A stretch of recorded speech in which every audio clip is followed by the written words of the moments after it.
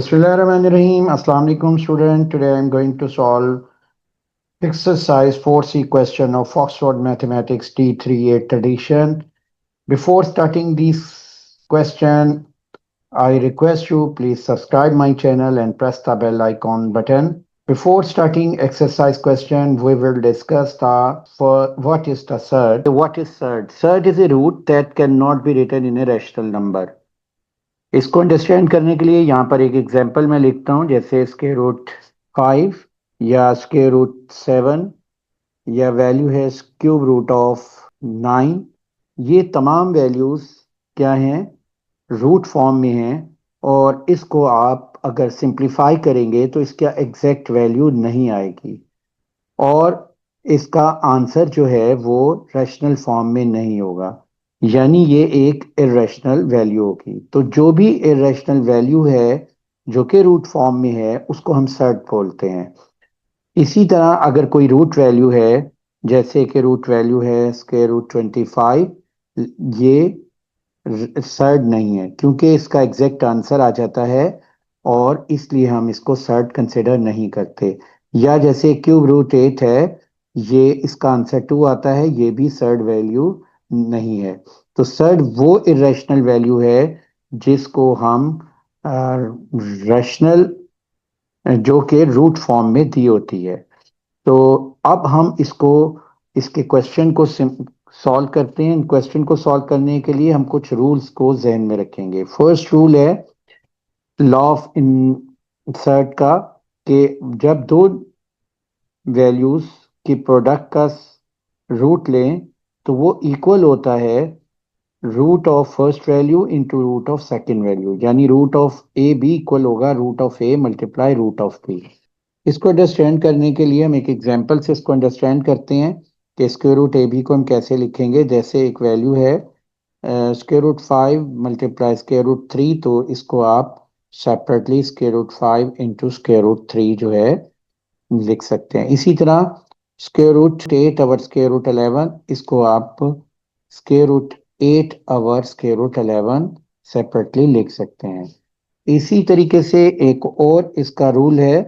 Rule ये है कि मल्टीप्लाई में आप नोट करें कि जब हम स्क्वायर रूट को जब मल्टीप्लाई करते हैं दो वैल्यूज को तो आप उसको सेपरेट कर सकते हैं, लेकिन रूल है कि square root A plus B, उसको हम square root A plus square root B नहीं लिख सकते। यानी कि जैसे square root 8 plus square root 7 है, आप इसको square root 8 plus square root 7 में नहीं लिख सकते, यानी ये नॉट इक्वल होगा। अगर आप इसको कैलकुलेटर से चेक करेंगे तो ये वैल्यूज दोनों डिफरेंट आएंगी। इसी तरीके से सब्ट्रैक्शन में है कि square root 5 minus square root 3, इसको आप separately square root 5 minus square root 3 जो है नहीं लिख सकते, क्योंकि जब स्क्वायर रूट 2 लेते हैं उसका आंसर और इसका स्क्वायर रूट 5 और स्क्वायर रूट -3 दोनों का आंसर्स जो हैं राइट साइड और लेफ्ट साइड के आंसर्स का डिफरेंट जो है डिफरेंट वैल्यू आएगी। अब हम आते हैं इसके क्वेश्चंस पे। Question 1, simplify each of the following without using calculator. Part है square root 2 into square root 32। इसको सिंप्लीफाई करने के लिए हम ये लॉ ऑफ सर्ड जो है वो यूज करेंगे। Square root A into square root B equal होता है square root A into square root B. तो इसके अकॉर्डिंग ये स्क्वायर रूट 2 इंटू 32 ये वैल्यू आ गई। इसको अब जब मल्टीप्लाई करोगे तो ये वैल्यू क्या आ जाएगी, स्क्वायर रूट 64। और स्क्वायर रूट 64 किसके इक्वल होता है, वो 8 के इक्वल होता है, तो 8 इसका आंसर आ गया है। इसी तरीके से अब हम आते हैं इसके पार्ट बी पे। Part B square root 343 over square root 7। तो इसको भी हम सिंप्लीफाई करेंगे इस लॉ ऑफ सर्ड के according. Square root A over square root B, तो आप इसको लिखेंगे square root A over B और ये वैल्यू आ जाएगी 343 ओवर 7 होल स्क्वायर रूट। और इसको अब आप डिवाइड कर लें 343 को 7 से, तो ये इक्वल होता है 49 के। 49 का स्क्वायर रूट क्या आ जाएगा, 7 आ जाएगा। इसी तरीके से नेक्स्ट क्वेश्चन है part C, simplify square root 63। देखो, इसको सिंप्लीफाई करने के लिए हम इसको फैक्टराइज करते हैं। तो फैक्टराइज अगर आप करेंगे तो ये वैल्यू क्या आ जाएगी, 3 × 3 × 7। अब आप इसमें जो वैल्यू पेयर फॉर्म में है उसका स्क्वायर रूट ले लें, तो ये वैल्यू आ जाएगी 3 √7। और इसी तरीके से पार्ट डी है, तो सिंप्लीफाई √75 × √72 ओवर √24।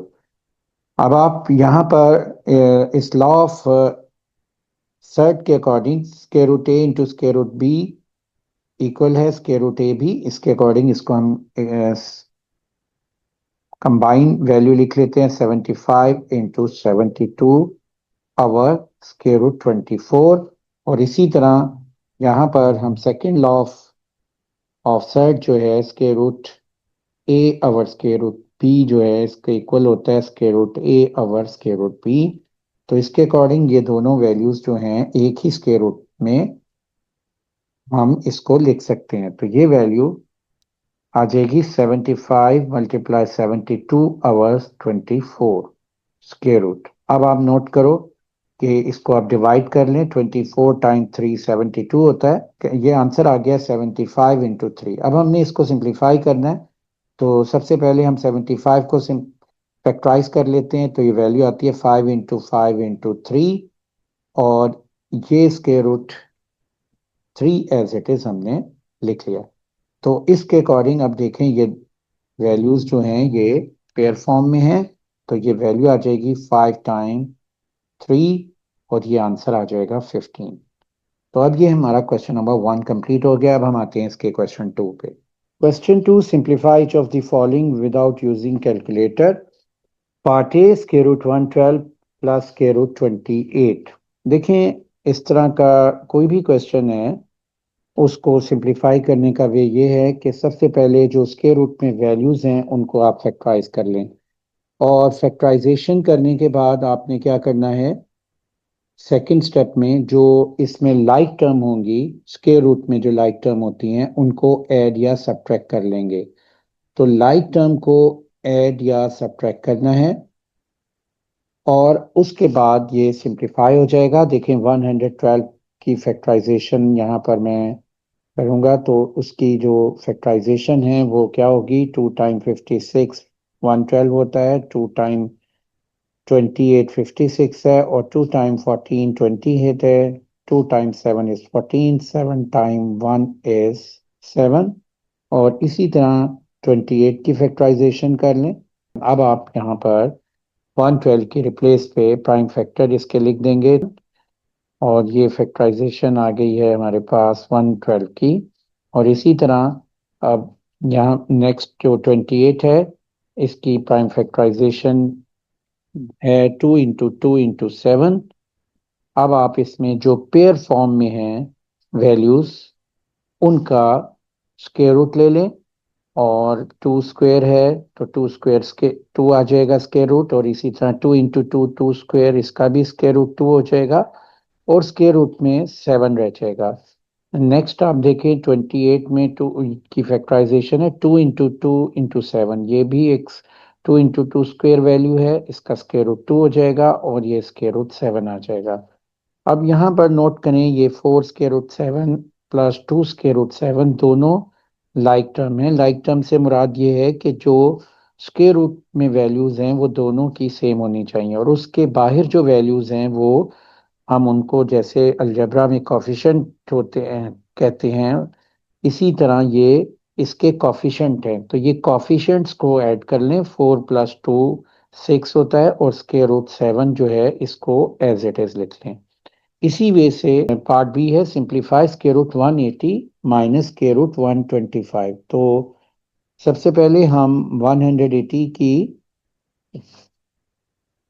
प्राइम फैक्टराइजेशन कर लेते हैं। तो इसकी प्राइम फैक्टराइजेशन यहाँ पर देखें, 2 × 90 होता है 180, इसी तरह 2 × 45 90, 3 × 15 is 45, 5 × 3 is 15। अब 125 की प्राइम फैक्टराइजेशन कर लेते हैं, तो ये वैल्यू आ गई। अब यहाँ पे नोट करें कि ये जो फैक्टराइजेशन आ रही है 180 की, वो है 2 × 2 और ये 3 × 3 इसको अरेंज करके लिख लें इंटू 5 और 125 की फैक्टराइजेशन आ जाएगी 5 × 5 × 5। अब जो वैल्यूज पेयर में हैं उनका आप स्क्वायर रूट ले लें तो 2 × 2 स्क्वायर होगा तो इसका स्क्वायर रूट 2 आ जाएगा। 3 × 3 9 बनता है, इसका स्क्वायर रूट 3 आ जाएगा और 5 एज इट इज लिख लेंगे। और इसी तरह यहाँ पर 5 × 5 5 स्क्वायर स्क्वायर रूट 5 आएगा और इसको 5 एज इट इज लिख लेंगे। तो ये वैल्यू ये 6 square root 5 minus 5 square root 5। अब हम नेक्स्ट स्टेप में क्या करते हैं कि जो ये दोनों लाइक टर्म है इनको सब्ट्रैक्ट कर लेंगे और इनके कोफिशिएंट को सब्ट्रैक्ट करेंगे 6 और -5 1 आ जाएगा और square root 5 as it is लिख देंगे। तो 1 स्क्वायर रूट 5 इसका आंसर आ गया है। अब हम आते हैं इसके नेक्स्ट पार्ट पे, पार्ट सी पे। पार्ट सी में जैसे पहले हमने पार्ट किए हैं इसमें भी हम जो हमारे पास जो वैल्यूज हैं उनको प्राइम फैक्टराइजेशन से फैक्टराइज करेंगे। 48 की फैक्टराइजेशन कर उसके बाद हम 12 की प्राइम फैक्टराइजेशन कर लेते हैं और इसकी फैक्टराइजेशन आ जाएगी। और इसी तरह 27 जो है इसकी प्राइम फैक्टराइजेशन यहाँ पर ये मैंने लिख दी है। तो अब आप इनको इन वैल्यूज को प्राइम फैक्टराइजेशन में लिख लेते हैं। 48 जो है इसकी वैल्यू आ जाएगी 2 × 2 × 2 × 2 × 3 और 12 की वैल्यू आएगी हमारे पास 2 × 2 × 3 एंड 27 की वैल्यू बनेगी 3 × 3 × 3। अब आप यहाँ जो स्क्वायर फॉर्म में है उसका स्क्वायर रूट ले लें। ये 2 × 2 स्क्वायर और इसका स्क्वायर रूट आ जाएगा 2। इसी तरह नेक्स्ट वैल्यू भी 2 × 2 स्क्वायर है, इसका भी स्क्वायर रूट 2 और ये 3 एज इट इज आ जाएगा। और नेक्स्ट 2 × 2 यानी 4 या 2 स्क्वायर कहते हैं तो उसका स्क्वायर रूट क्या आएगा 2 और ये 3 आ जाएगा। इसी तरह 3 × 3 का स्क्वायर रूट 3 होता है और ये square root 3 as it is लिख लेंगे। और ये वैल्यू आ गई है 6 square root 3 plus 2 square root 3 minus 3 square root 3।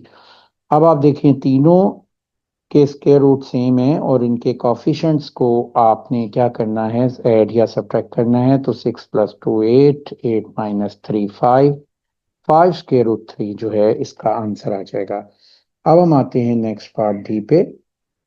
देखिए यहाँ पार्ट डी में इसमें जो वैल्यूज दी हुई हैं इनको हम फैक्टराइज कर लेंगे। तो सबसे पहले हम यहाँ -11 एज इट इज लिख लेते हैं। 99 की फैक्टराइजेशन यहाँ पर अगर आप करेंगे तो ये होगी 3 × 3 × 11 और इसी तरह 44 की फैक्टराइजेशन कर लेंगे तो ये आ जाएगी 2 × 2 × 11। अब आप इसको सेकंड नेक्स्ट स्टेप में क्या करते हैं कि 11 जो है एज इट इज लिख लेंगे हम और ये जो 3 स्क्वायर है इसका स्क्वायर रूट 3 आ जाएगा और square root 11 as it is आ जाएगा। और नेक्स्ट 2 × 2 स्क्वायर का स्क्वायर रूट 2 होगा और 11 एज इट इज हम लिख लेंगे। अब आप देखें कि ये तीनों में स्क्वायर रूट 11 है और इनके कोफिशिएंट्स को हम ऐड और सब्ट्रैक्ट करेंगे तो -1 -3 -4 होता है और +2 करेंगे तो -2 आ जाएगा। तो -2 स्क्वायर रूट 11 यहाँ पर इसका आंसर आ जाएगा। अब हम आते हैं इसके नेक्स्ट पार्ट पे।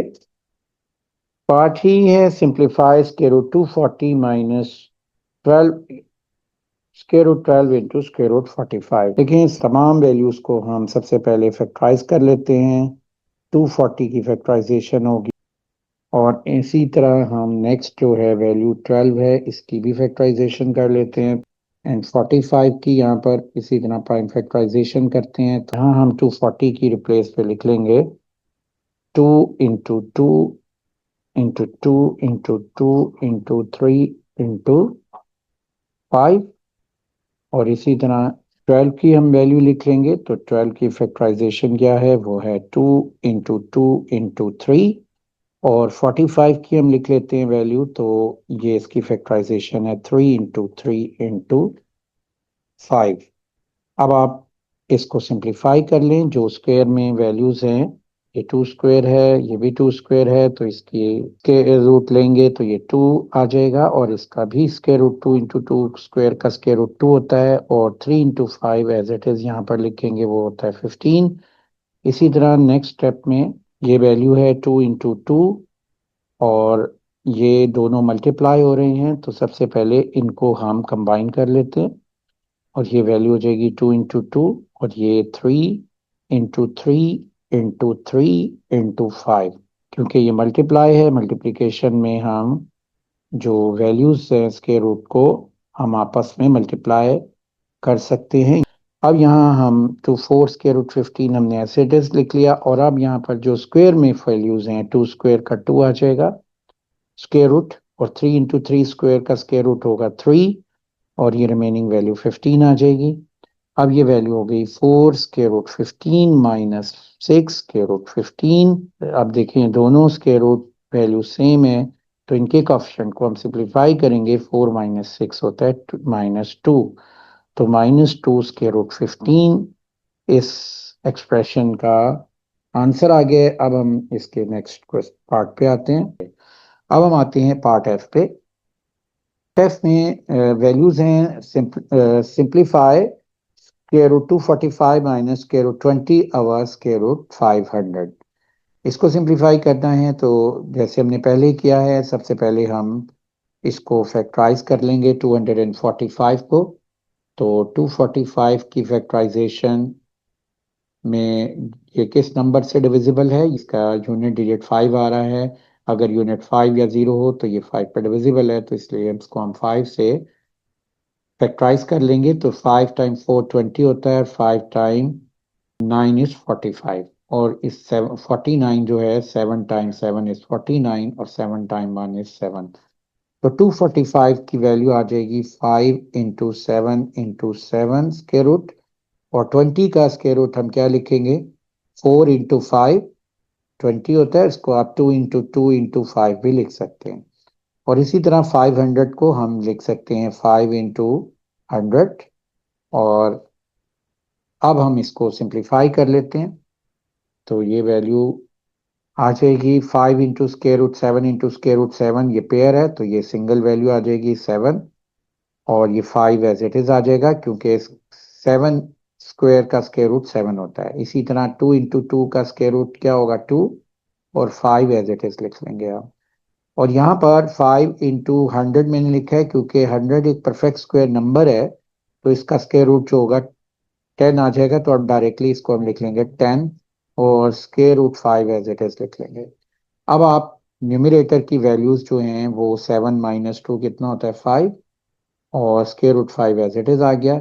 इसी तरह 10 स्क्वायर रूट 5 जो है हम एज इट इज लिख लेते हैं। स्क्वायर रूट 5 से कैंसिल हो जाएगा, और 5 ओवर 10 क्या आ जाएगा 1 ओवर 2। तो ये हमारा आंसर आ गया है।